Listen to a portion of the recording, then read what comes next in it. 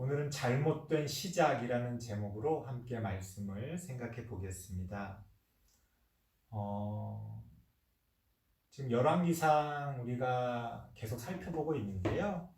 아마 여러분들이 그냥 어릴 때부터 또 평소에 당연하게 받아들여졌던 그러한 것들에 대해서 좀 환상이 깨진다고 할까요? 좀 그런 모습이 좀 있을 겁니다. 그런데 그건 당연한 거예요. 그러니까 무슨 말이냐면 처음 열왕기상 시작할 때도 그런 말씀을 드렸습니다만 성경의 주인공은 하나님입니다. 하나님이 주인공이신데 인간의 역사를 통해서 그것들이 표현되어지는 거죠. 그래서 우리는 인간의 어떤 역사 가운데 숨겨져 있는 하나님을 보고 하나님의 뜻을 깨달을 수가 있어야 됩니다. 그런데 아무래도 우리는 눈에 보이는 대로 어떤 현상들을 받아들이기가 쉽습니다. 그래서 우리도 모르게 어떤 성경의 위인들을 이야기하고 성경의 주인공들을 이야기합니다. 하지만 잘못된 거죠. 성경에 그런 위인은 존재하지 않습니다. 성경에 그런 사람으로서의 어떤 주인공은 존재하지 않습니다. 어떻게 보면 우리랑 똑같은 사람들이고 심지어 생각해 보자면 우리보다 더 문제가 많은 사람들의 이야기들이 성경에 기록되어져 있을 뿐입니다. 하지만 자꾸 우리가 어떤 환상을 갖게 되는 거죠. 그건 어떻게 보면 우리가 그것을 보고 싶기 때문에 그런 것 같기도 합니다. 그러니까 우리는 그런 위인들을 원하고 그런 주인공들을 원하고 그런 걸 통해 뭔가 우리의 어떤 욕망을 대리 만족하면서 또 어떤 우리의 삶의 많은 것들을 합리화시키려고 하는 그런 경향이 있지 않나 그런 생각을 해보게 됩니다. 그래서 실제적으로 많은 소위 말해 나쁜 사람들이 성경을 이용해서 혹은 성경을 근거로 자신들의 죄를 합리화시키는 경우를 실제로 우리가 얼마나 많이 보게 되는지 모릅니다. 말도 안 되는 거죠. 그런데 왜 그런 일들이 벌어지느냐? 성경의 주인공을 자꾸만 사람이나 어떤 민족, 어떤 위대한 어떤 일들 그런 것들을 성경의 주인공이라고 생각하기 때문에 그래요. 하지만 그런 것들은 다 도구에 불과한 것이다. 성경의 어떤 위대한 인물들, 하나님이 선택하신 선민 이스라엘, 복음을 전한다고 하는 어떤 위대한 사명들, 그거 다 도구에 불과합니다. 우리가 만약 그런 것들을 붙들게 되면 그게 우상이 되는 거예요. 우리는 그 너머에 그 속 안에 숨겨져 있는 하나님의 뜻을 볼 수가 있어야 합니다. 그래서 어쩔 수 없이 우리가 이 성경의 이 역사들, 특히나 왕들이 나오고 있는 이런 어떤 왕정시대의 이스라엘의 역사를 통해서는 안타깝지만 좋은 얘기보다는 나쁜 얘기들을 많이 볼 수밖에 없습니다. 당연하죠. 그 왕이 세워진 게 하나님의 뜻이 아니었잖아요. 이미 왕이 세워짐으로써 하나님의 뜻에서는 점점 더 멀어져 갈 수밖에 없는 겁니다. 이미 성경에 그런 것들이 기록되어져 있는데 우리는 어쨌든 그게 됐고 하나님의 뜻이 있었으니까 왕이 그렇게 세워져서 이스라엘이 그렇게 잘 나가게 된 거 아니냐 그 어떤 결과를 놓고 자신들이 원하는 결과를 놓고 모든 걸 합리화시킵니다. 하지만 사실은 첫 단추부터 잘못된 거죠. 오늘 설교의 제목처럼 시작부터 잘못된 겁니다. 우리가 그것을 깨달아야 그 안에 담겨져 있는 하나님의 뜻을 알 수가 있습니다.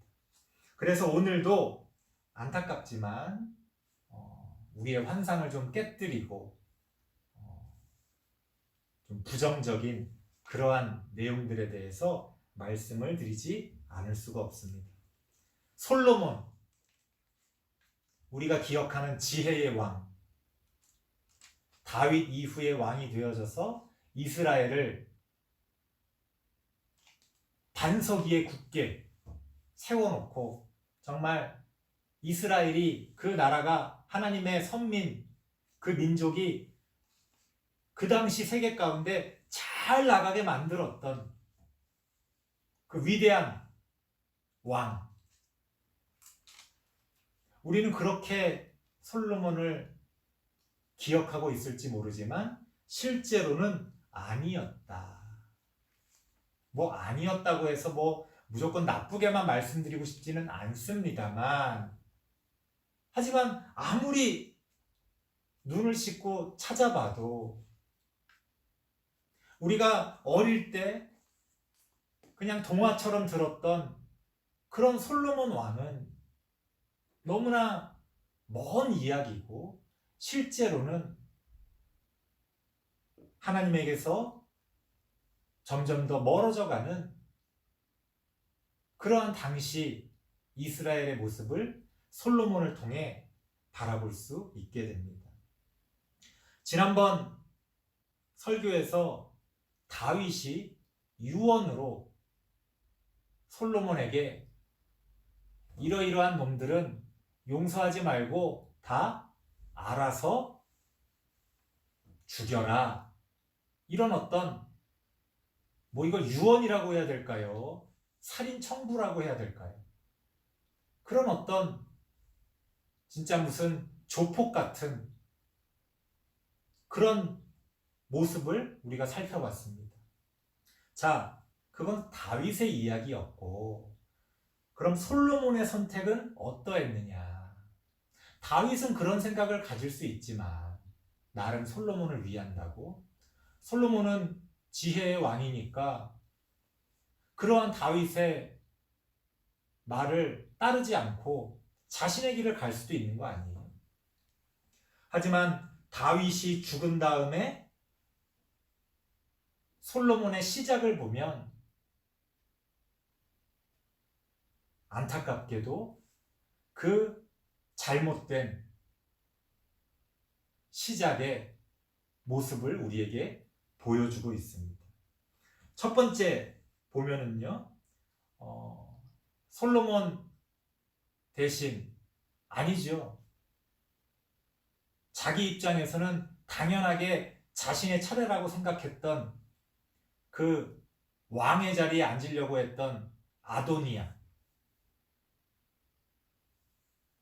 하지만 여러 가지 정치적인 세력 다툼에서 밀려서 다윗의 지지를 받지 못하고 솔로몬에게 왕위를 빼앗길 수밖에 없었던 아도니아가 솔로몬의 어머니인 밧세바를 찾아옵니다. 밧세바의 입장에서는 우리가 이렇게 껄끄러운 관계인데 왜 찾아온 거지? 다시 한번 해보자는 건가? 그런 두려운 마음이 있었을 거예요. 그래서 13절 말씀에 보면 밧세바가 아도니아에게 이렇게 이야기합니다. 너가 찾아온 것은 화평한 목적이냐? 아니냐? 그러니까 아도니아가 아이고 무슨 얘기입니까? 화평한 목적으로 왔습니다. 그러면서 이미 솔로몬이 왕이 됐고 난 그걸 그냥 하나님 뜻으로 받아들인다. 내가 이제 와서 뭘 더 그런 거 가지고 따지고 들겠느냐 하면서 한 가지 청을 하는데요. 그게 뭐냐면 좀 뜬금없어요. 다윗이 그 마지막 노년에 이불을 덮어도 몸이 차갑지 않기 때문에 사람들이 어여쁜 처녀 하나를 왕의 침소로 들여보내지 않습니까? 그게 바로 수냄 여자 아비삭이었는데 다윗이 함께 잠자리를 갖지 않으므로 뭐 여러 가지 그런 정치적인 그런 어떤 모습들이 있었던 것 첫 번째 설교에서 말씀드렸습니다. 그런데 갑자기 아도니아가 그 수냄 여자 아비삭을 자기에게 아내로 달라고 청을 합니다. 도대체 왜 그런 걸까? 많은 신학자들이 이것 때문에 좀 논란이 됐었어요. 그래서 어떤 신학자들은 그 아비삭이 어쨌든 왕의 침소에 들어갔기 때문에 쉽게 말하면 후궁이었다는 거죠. 다윗의 마지막 아내인 그런 어떤 후궁의 왕비의 자리에 한 자락을 가지고 있었기 때문에 만약 아도니아가 그 아비삭을 아내로 맞아들인다면 이 족보로 봤을 때 솔로몬보다 한 끗 더 높은 자리를 차지할 수 있고 그렇다면 추후에 다시 한번 어떤 왕권 쟁탈을 벌일 수 있는 어떤 명분을 가질 수 있지 않았겠느냐 그렇게 해석하는 신학자들이 많이 있었습니다. 하지만 가만히 오늘 본문 말씀을 보면 그렇게 생각하기에는 좀 어려운 점이 있어요.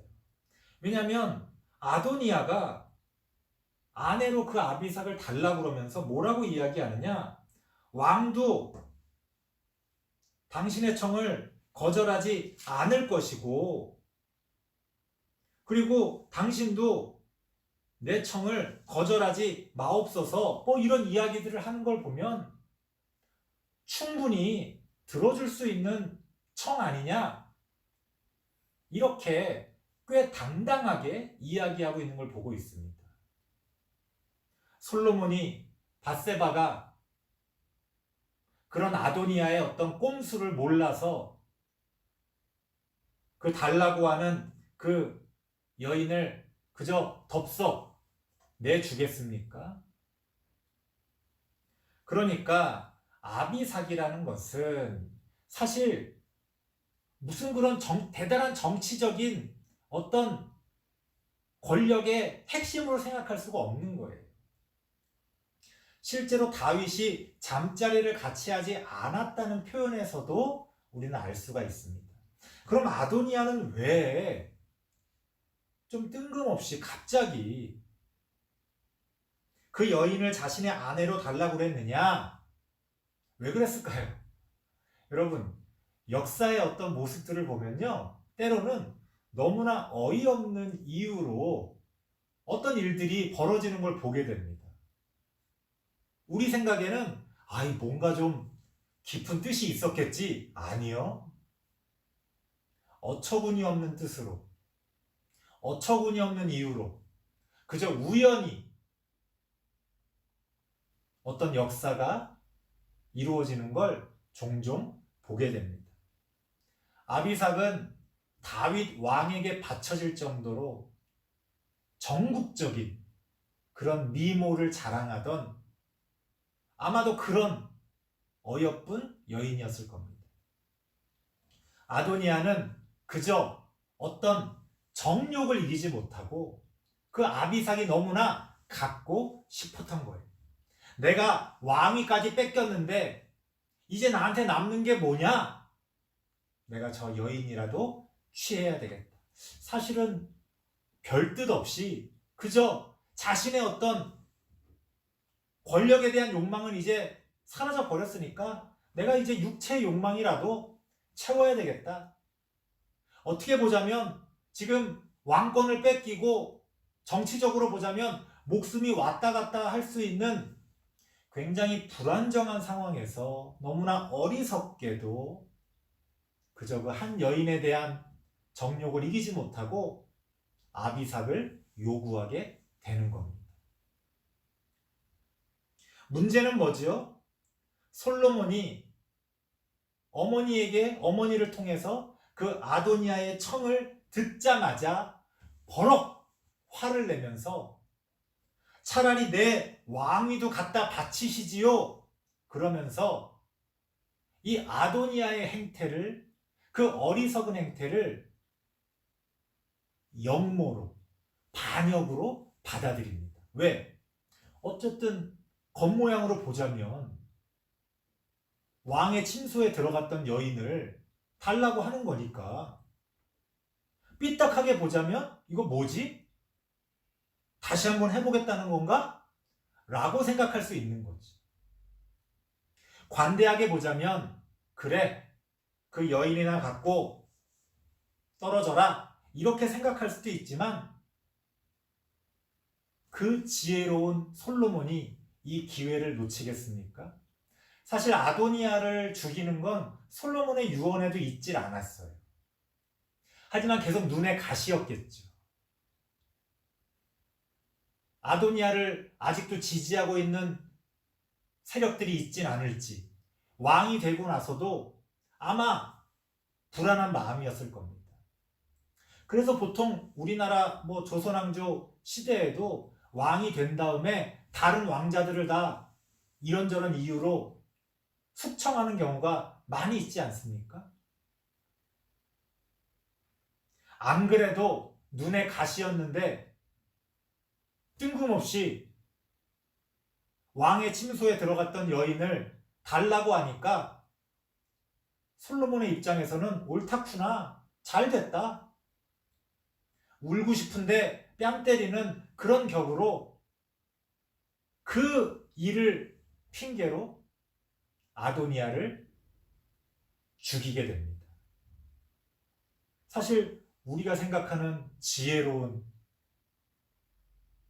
뭔가 그런 은혜스러운, 하나님께 어떤 지혜를 받은 그런 좋은 왕의 이미지와는 사뭇 다른 냉혹한, 자신의 왕권을 지키기 위해 냉혹하게 자신의 형제마저도 죽게 만드는 그런 솔로몬의 모습을 우리가 볼 수가 있습니다. 그게 시작이었을까요? 아버지인 다윗이 유언으로 남겼던 그 숙청 대상들을 하나씩 하나씩 쳐내게 됩니다. 요압이라고 하는 사람이 있었지요. 장군으로서 아도니아의 편을 들었던, 또 그 전에 이런저런 이유로 다윗 왕의 눈밖에 났던 그 요압을 또한 순서대로 이제 없애버리는 그런 잔혹한 그런 숙청의 시기가 다가오게 됩니다.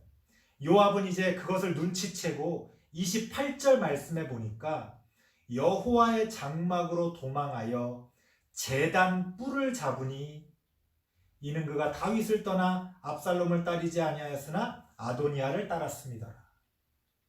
아도니아가 죽는 모습을 보니 이제는 내 차례구나 라고 생각해서, 쉽게 말하면 성전으로 도망쳐서 이 제단 앞에, 쉽게 말하면 십자가를 붙들고 살려주십시오, 목숨만 살려주십시오, 그렇게 지금 시위를 하고 있는 거예요. 이 여호와의 장막에서는 나를 어찌할 수 없겠지, 내가 여호와의 이 제단의 뿔을 붙잡고 있으니 나를 함부로 건드리진 않겠지, 그런 생각으로 여호와의 장막에 들어가 제단의 뿔을 붙들고 버팁니다. 그래, 어떻게 내가 여호와의 장막에서 살인을 저지를까? 저 녀석이 나올 때까지 기다려라, 언젠가는 나오겠지. 아니요, 솔로몬은 가차없이 요압을, 사람을 보내 끌어내어 죽이게 됩니다. 여호와의 장막에서조차 사람을 죽이는 걸 두려워하지 않는 솔로몬의 모습을 보게 됩니다. 도대체 우리가 생각하는 그런 솔로몬의 모습이 아니죠. 아마 여러분이 기억하는 솔로몬의 모습은 다음 주에 나오게 될 텐데요. 미리 예고편을 말씀드리자면 그것마저도 아마 여러분의 환상이 깨지게 될 겁니다. 아무튼 왕이 되자마자 나이도 사실은 많지 않은 어린 나이지만 그렇게 자신의 정적들을 하나씩 죽이게 됩니다. 마지막 사람은요, 시므이라고 했던 사람이죠. 다윗이 죽이지 않겠다고 약속했지만 솔로몬에게 네가 알아서 잘 처리해라 라고 이야기했던 그 시므이. 사실 이 시므이는 선대에 사울 왕의 어떤 그 계통에 있는 나름 세력이 있는 사람이에요. 단순히 어떤 한 개인이 아닙니다. 그래서 다윗도 알아서 없애버려라 이렇게 얘기했던 거고, 솔로몬도 이 녀석을 어떻게 내가 죽여야 되지? 하지만 나름 다윗보다도 그 선대에 있었던 이스라엘의 초대 왕의 그 어떤 가문에 있었던 사람이니까 아주 뿌리 깊은 그런 어떤 그 지역적인 힘이 있는 사람이죠. 그러니까 함부로 솔로몬이 아무 이유도 없이 죽이는 게 쉽지가 않은 거예요. 그러니까 이런저런 핑계로 솔로몬이 어떤 아이디어를 내느냐, 37절 말씀에 보니까 그 시므이를 자신의 집에서만 거하게, 자신의 집 울타리, 자신의 지역, 그것만 이렇게 정해놓고 너가 이 지역을 벗어나면 죽을 것이다. 요즘 말로 치자면 가택연금 같은 그런 어떤, 보통 독재자들이 그 민주화 운동하는 사람들한테 많이 쓰는 수법이잖아요. 예전에 그 김대중 대통령도 가택연금 많이 당했었죠. 집 밖을 벗어나면 큰일 나는 거예요. 그 대신에 너가 집 밖에서만, 집 안에서만 살면 목숨은 살려주겠다. 뭐 이런 식인 거지. 그렇게 어느 한 지역만 정해서 시므이가 그 밖으로 나오지 못하게 합니다. 죽이지는 못하더라도 나에게 위협이 되지 않도록. 하지만 언젠가는 또 그거를 핑계로 죽일 수 있는 그런 어떤 근거를 만드는 거죠. 시므이는 그렇게라도 자기의 목숨을 부지한 것을 아주 감사하면서 잘 지내게 됩니다. 하지만 1년이 지나고 2년이 지나고 3년이 지나니 시므이의 마음도 좀 옅어지겠죠. 이제는 솔로몬의 왕권도 어느 정도 바로 세워졌고 하찮은 나를 별로 신경 쓰지 않겠지. 이렇게 그냥 또 잘 지내면 되겠구나 라고 생각하던, 마음을 놓고 있었던 그 시점에 시므이의 두 종이 도망가는 일이 벌어집니다.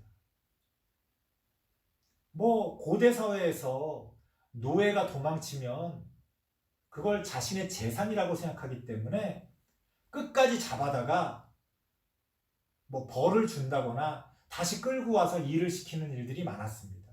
우리나라 조선시대에도 그런 노예들이 도망가면 큰 돈을 들여서라도 그 노예를 잡아오는 그런 일들이 많이 있었잖아요. 시므이는 자기가 직접 그 도망친 노예를 잡아오게 됩니다. 그 과정 가운데서 솔로몬이 정해줬던 그 경계를 넘어서게 되는 거죠. 아마 시므이는 이렇게 생각했을 거예요. 이거 잠깐 나갔다가 오는 건데 별일 있겠어?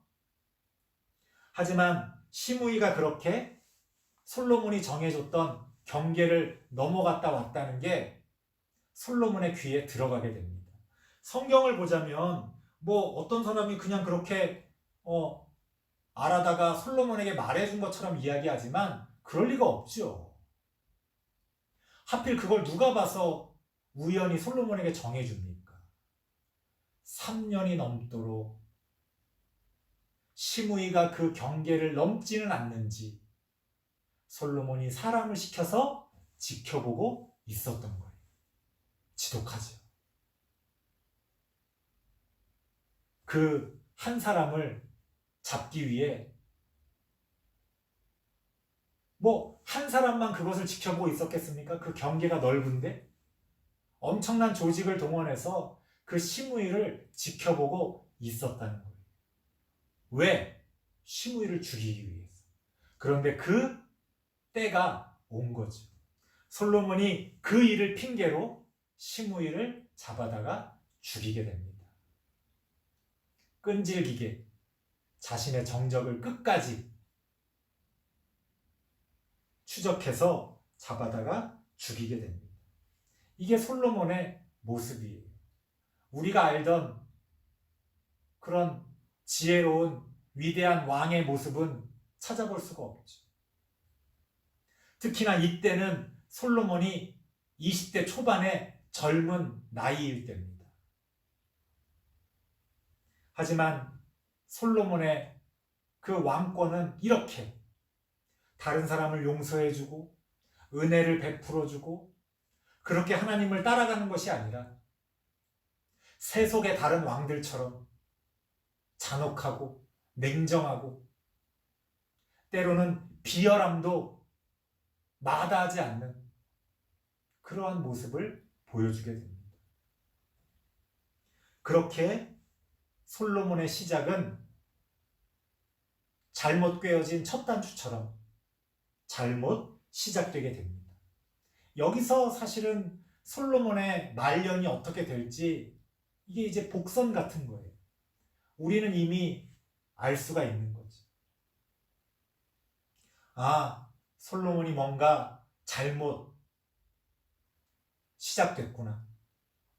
솔로몬의 말년이 좋지 않겠구나. 가만히 그냥 성경을 문학적으로만 읽어봐도 이게 하나의 복선이라는 걸 눈치챌 수가 있습니다. 정말 놀라운 건 뭐냐? 우리가 평생을 교회를 다녔지만 이런 이야기를 들어보질 못했다는 거예요. 우리는 다윗 그러면 하나님이 선택하신 위대한 왕 다 좋게만 보지. 솔로몬 그러면 다윗의 아들로서 지혜의 왕 또 좋게만 봐요. 심지어 솔로몬의 말년에 우상숭배로 하나님을 떠났다는 얘기가 성경에 엄청나게 나오는데도 불구하고 우리는 솔로몬을 나쁘게 이야기하지 않습니다. 왜? 솔로몬이 주인공이라고 생각하니까. 우리 액션 영화 같은 거 보면 주인공이 엄청나게 막 사람들 죽이잖아요. 건물 부수고 그럼 그 건물에 살던 사람들, 그 가게에서 일하던 사람들, 그 누가 다 보상해 주는 거예요. 가만히 현실적으로 생각해 보면 말도 안 되는 건데 우리는 그게 주인공이기 때문에 다 용서가 됩니다. 길 가던 차를 막고 그 차 주인을 내동댕이 친 다음에 그 차를 이용해서 범인을 쫓아갑니다. 우리는 그걸 당연하게 생각해. 왜? 주인공이니까. 주인공이 하는 모든 일들은 합리화 시키게 되는 겁니다. 하지만 이게 잘못된 생각이다. 또한 성경의 그런 우리가 생각하는 주인공들은 진짜 주인공이 아니다. 진짜 주인공은 누구라고 했습니까? 하나님이라고 했죠. 하지만 이미 우리가 생각한 주인공들은 하나님에게서 점점 더 멀어져 가고 있습니다. 사실 이러한 솔로몬의 잘못된 시작은 이미 그 이전부터 잘못된 거지. 우리 지난주에 살펴봤지만 다윗이 억지로 자신의 뜻을 따라 솔로몬을 왕으로 세우고 그 솔로몬에게 누구누구를 다 죽이라고 하는 그런 어떤 잔혹한 명령을 내리는 그 모습을 통해서 우리는 이 솔로몬의 시작이, 잘못된 시작이 사실은 그 이전에 다윗에게서부터 출발했다는 것을 확인할 수가 있습니다. 이 모든 일들이 어디서부터 잘못된 것일까? 사실 하나님이 누군가를 하나님의 도구로, 지도자로, 또 사명자로 세우실 때는요, 가만히 보면 어떤 공통된 법칙이 있어요. 인간적으로 보자면 그 자리에 앉을 만하지 못한 사람을, 또 그 사람이 그런 상황이 됐을 때 하나님은 그 사람을 부르십니다. 그래서 어떻게 보자면 좀 보잘것없는 사람을 하나님이 선택하시는 거예요. 다윗 목동이었습니다. 심지어 그 형들 중에서는 제일 꼬레비, 막내. 외모적으로 보자면 남자답지도 못하고 덩치도 크지 못한, 소위 말해 장군감이 아닌 그런 사람이었어요. 그렇게 이름도 뭐 근본도 없는 다윗을 하나님이 기름 부으셔서 왕으로 세우시는 거예요. 뭐 그 이전에 사울도 마찬가지죠. 그나마 사울은 겉보기에는 멀쩡한 사람이었지만 그 가문이 보잘것없는 사람이었죠. 뭐 그 더 거슬러 올라가면 모세, 왕자로 키워지긴 했지만 사실은 노예로 취급받던 그 이스라엘 민족의 핏줄을 이어받아서 결국에는 이러저런 이유로 살인을 하게 되고 광야로 도망쳐서 당시 이방 우상을 섬기던 그런 족장의 사위가 돼서 역시나 목자 노릇을 하던, 목동 노릇을 하던 그런 인물이었어요. 그런 인물을 하나님이 다시 부르셔서 이스라엘의 지도자로 삼으십니다. 뭐 더 거슬러 올라가서 다 마찬가지죠. 우리가 주인공이라고 생각하는 그 모든 사람들 가만히 생각해 보면 다 보잘것없는 사람들이었어요. 왜 하나님은 이런 보잘것없는 사람들을 선택하셔서 하나님의 뜻을 이루시는 걸까? 그래야 하나님께 영광이 되기 때문에 그래요. 내가 잘나서 뭘 이루면 내가 잘나서 이루었다고 생각하잖아요. 근데 내가 부족하다고 생각하면 하나님께 영광 돌리고 하나님께 감사하게 되죠. 그래서 하나님은 꼭 부족하고 연약하고 보잘것없는 사람들을 택하셔서 하나님의 뜻을 이루어 가십니다. 그게 하나님의 법칙이에요. 그렇게 다윗도 세우신 거였고, 그걸 다윗이 잊지 않고 있었다면 자신의 후계자도 하나님께 맡겼어야 되죠. 하나님이 솔로몬을 왕으로 세우실 수도 있었어요. 중요한 건 뭐예요? 다윗이 하나님의 뜻을 구했어야 된다는 거예요. 하지만 다윗은 자신의 생각으로 자신이 사랑하던 솔로몬을 자신의 뜻을 따라 왕으로 세우게 됩니다. 그러니 안 그래도 하나님의 뜻을 벗어난 그 왕정 체제 하에서 빠르게 하나님에게서 더 멀어져가는 그런 모습을 보여주게 됩니다. 그래서 사울이 잘못해서 다윗을 세우셨는데 다윗 이후에 솔로몬 때는 갑작스럽게 모든 일들이 더 악화되고 솔로몬 다음에는 나라가 반으로 쪼개져서 끊임없이 전쟁을 벌이는 비극이 벌어지게 되는 겁니다. 하나님의 뜻을 구하지 않고 하나님께 영광 돌리지 않고 하나님께 감사하지 못한 그 잘못이 이 모든 비극의 시작이었던 겁니다. 우리는 이런 잘못된 시작의 출발점을 항상 잊지 말아야 됩니다. 똑같은 실수를 범하면 안 된다. 그러니까 우리는 다윗과 솔로몬의 모습을 보면서 하나님이 선택한 사람은 이래도 되는구나. 하나님의 뜻을 이루기 위해선 때로는 그 적이라고 할 수 있는 사람들을 가차없이 이렇게 없애버려도 되는구나. 이렇게 생각하면 안 된다는 거예요. 거기엔 하나님의 뜻이 없습니다.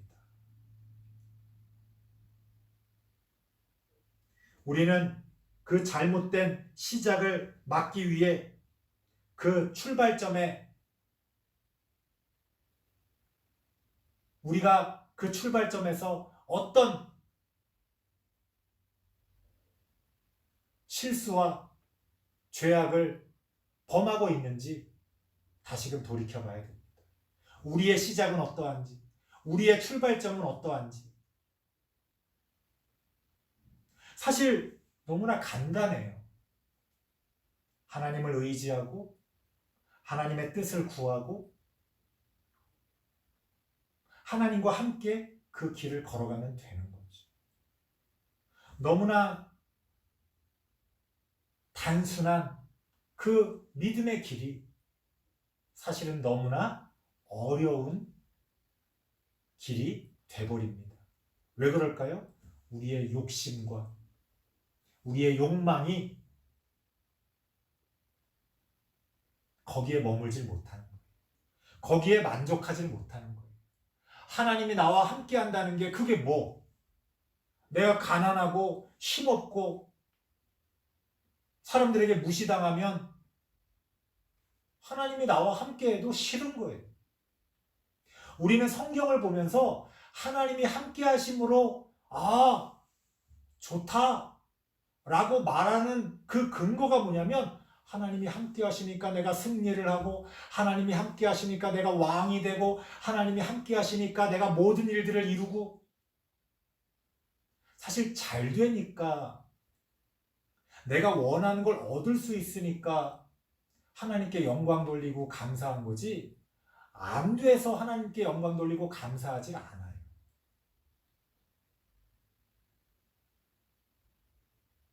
그래서 우리는 어떤 것들이 잘 됐을 때 그 열매를 달콤하게 내가 다 따먹으면서 하나님께 감사하고 영광 돌립니다. 그게 정말로 하나님께 영광 돌리고 하나님께 감사한 일이라면 그 열매를 포기할 줄도 알아야죠. 하지만 아무도 그러진 않아요. 우린 다시금 생각해 봐야 합니다. 어디서부터 잘못된 것인가? 우리의 어떤 생각이 우리를 비극으로 이끌어 가는가? 하나님과 재물을 겸하여 섬길 수 없다는 그 말씀처럼 하나님의 뜻과 나의 뜻, 나의 욕망을 함께 가져갈 수는 없는 거예요. 어느 것 하나는 포기해야만 합니다. 내 뜻, 내 욕망을 이루어가면서 하나님의 뜻도 이룰 수 있다라고 합리화시키지 마세요. 우리가 하나님의 뜻을 이루기 위해서라면 언제든지 내 뜻은 내려놓을 수가 있어야 합니다. 참 그게 어려운 것 같아요. 그게 어려운 것 같아요. 우리는 다윗과 솔로몬의 이 잘못된 출발과 시작을 보면서 우리의 삶에 깊은 교훈을 얻을 수 있어야 합니다. 주인공으로서의 그 영광에 취하지 말고 하나님을 주인공으로 삼아 우리가 하나님과 함께 하나님과 동행하며 어떠한 길을 걸어가야 될지 바르게 선택할 수 있는 우리 신평교회 성도님들 되시길 바랍니다. 기도하겠습니다.